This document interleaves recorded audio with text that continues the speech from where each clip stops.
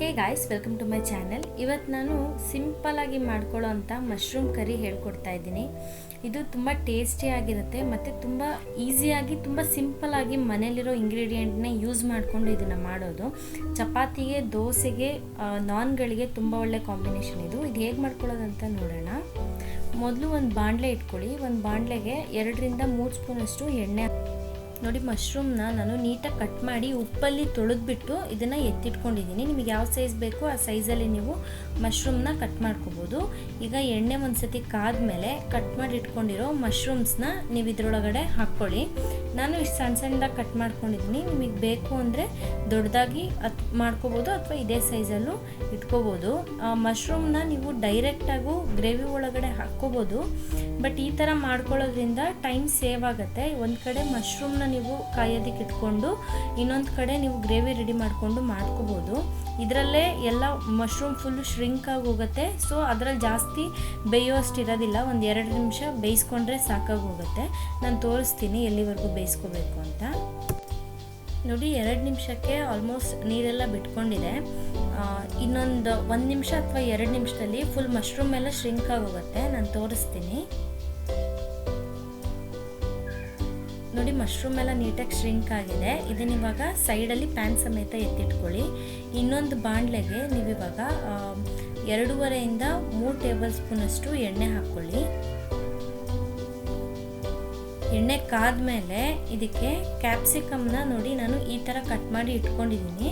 ಇದನ್ನು ಹಾಕ್ಬಿಟ್ಟು ಒಂದು 3-4 ನಿಮಿಷ ಚೆನ್ನಾಗಿ ಸ್ವಲ್ಪ ಮೆತ್ತಗಾಗೋವರೆಗೂ, ಫುಲ್ ಬೇಡ, ಸ್ವಲ್ಪ ಮೆತ್ತಗಾಗೋವರೆಗೂ ಫ್ರೈ ಮಾಡಿಬಿಟ್ಟು ಇದನ್ನು ಒಂದು ಪ್ಲೇಟಲ್ಲಿ ನೀವು ಎತ್ತಿಟ್ಕೊಳ್ಳಿ. ಇದನ್ನು ನಾವು ಲಾಸ್ಟಲ್ಲಿ ಯೂಸ್ ಮಾಡ್ತೀವಿ.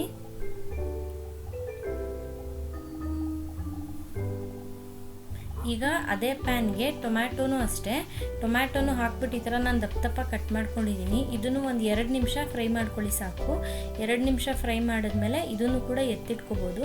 ನೀವು ಇದೇ ಥರ ಈರುಳ್ಳಿ ಕೂಡ ಹಾಕ್ಕೋಬೋದು, ಬಟ್ ನಾನಿಲ್ಲಿ ಯೂಸ್ ಮಾಡಿಲ್ಲ. ಸೊ ಈರುಳ್ಳಿನೂ ಹಾಕ್ಕೊಂಡು ಇದೇ ಥರ ಫ್ರೈ ಮಾಡಿಕೊಂಡು ನೀವು ಎತ್ತಿಟ್ಕೊಂಡ್ಬಿಡಿ.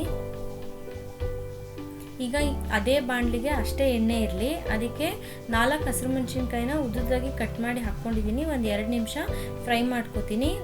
ಹಸಿರು ಮೆಣಸಿನ್ಕಾಯಿ ನೋಡಿ ಹೆಚ್ಚು ಕಮ್ಮಿ ನೀವು ಮಾಡ್ಕೋಬೋದು. ನೆಕ್ಸ್ಟ್ ಇದಕ್ಕೆ ಒಂದು ದೊಡ್ಡ ಈರುಳ್ಳಿನ ಪೇಸ್ಟ್ ಮಾಡಿಬಿಟ್ಟು ಇದರಲ್ಲಿ ಹಾಕ್ಕೊಂಡಿದ್ದೀನಿ. ಪೇಸ್ಟ್ ಮಾಡಿದ್ರೆ ಗ್ರೇವಿ ತುಂಬ ಚೆನ್ನಾಗಿ ಬರುತ್ತೆ. ಅಂದರೆ ಸ್ವಲ್ಪ ಥಿಕ್ನೆಸ್ ಇರುತ್ತೆ, ಗ್ರೇವಿಯಲ್ಲಿ ಚೆನ್ನಾಗಿರುತ್ತೆ. ಸ್ವಲ್ಪ ಒಂದು 2-3 ನಿಮಿಷ ಆದಮೇಲೆ ಇದಕ್ಕೆ 1 ಸ್ಪೂನಷ್ಟು ಶುಂಠಿ ಬೆಳ್ಳುಳ್ಳಿ ಪೇಸ್ಟ್ನ ನೀವು ಹಾಕ್ಕೊಳ್ಳಿ. ಶುಂಠಿ ಬೆಳ್ಳುಳ್ಳಿ ಪೇಸ್ಟ್ ಹಾಕ್ಕೊಂಡು ನೀವು ಒಂದು 2 ನಿಮಿಷ ಅದರ ಹಸಿ ವಾಸನೆ ಹೋಗೋ ತನಕ ಫ್ರೈ ಮಾಡ್ಕೋಬೇಕು.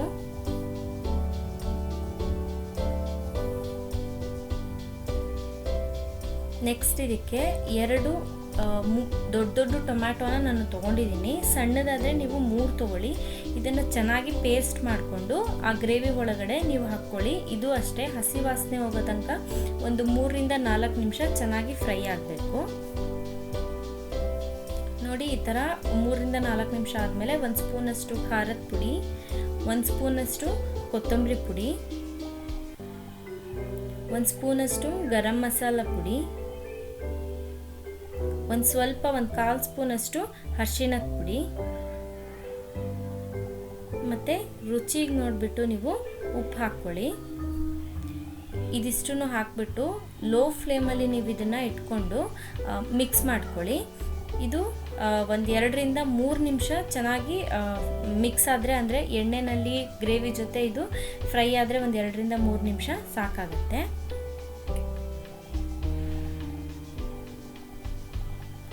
ನೋಡಿ, ಇವಾಗ ಇದು ರೆಡಿ ಇದೆ.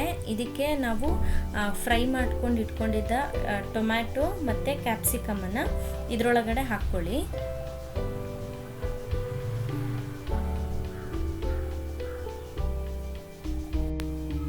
ಇದೆರಡನ್ನೂ ಹಾಕ್ಬಿಟ್ಟು ಚೆನ್ನಾಗಿ ಮಿಕ್ಸ್ ಮಾಡ್ಕೊಳ್ಳಿ. 1 ನಿಮಿಷ ಇದನ್ನು ಗ್ರೇವಿ ಜೊತೆ ಮಿಕ್ಸ್ ಮಾಡಿಕೊಂಡ್ರೆ ಸಾಕು. ನೆಕ್ಸ್ಟ್ ಇದಕ್ಕೆ ಒಂದು ಸಣ್ಣ ಬೌಲಷ್ಟು ಹಸಿ ಬಟಾಣಿ ತೊಗೊಂಡಿದ್ದೀನಿ. ಇದು ಹಾಕಿದ್ರೆ ಚೆನ್ನಾಗಿರುತ್ತೆ, ಬಟ್ ಹಾಕಲಿಲ್ಲ ಅಂದರೆ ಆಪ್ಷನಲ್, ಇದು ಬೇಕಾದರೆ ಹಾಕ್ಕೊಳ್ಳಿ, ಇಲ್ಲ ಸ್ಕಿಪ್ ಮಾಡ್ಕೊಳ್ಳಿ. ನೆಕ್ಸ್ಟು ಮಶ್ರೂಮ್ನ ನೀರು ಸಮೇತನೇ ಹಾಕ್ಕೊಳ್ಳಿ.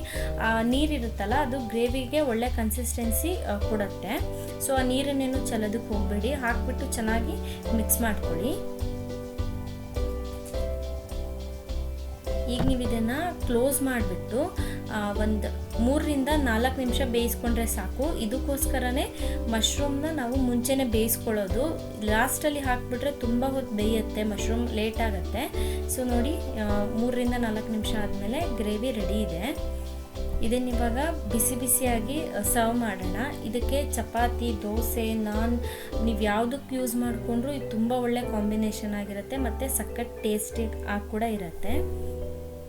ಸೊ ಇವತ್ತು ನಾನು ಮಾಡಿದ ಸಿಂಪಲ್ ಮಶ್ರೂಮ್ ಕರಿ ನಿಮಗೆಲ್ಲ ಇಷ್ಟ ಆಗಿದೆ ಅಂತ ಅಂದ್ಕೊಂಡಿದ್ದೀನಿ. ಇಷ್ಟ ಆಗಿದ್ರೆ ನನ್ನ ಚಾನಲ್ಗೆ ಸಬ್ಸ್ಕ್ರೈಬ್ ಆಗಿ, ಹಾಗೆ ಲೈಕ್ ಮತ್ತು ಕಮೆಂಟ್ ಮಾಡೋದನ್ನು ಮರಿಬೇಡಿ. Thank you for watching this video.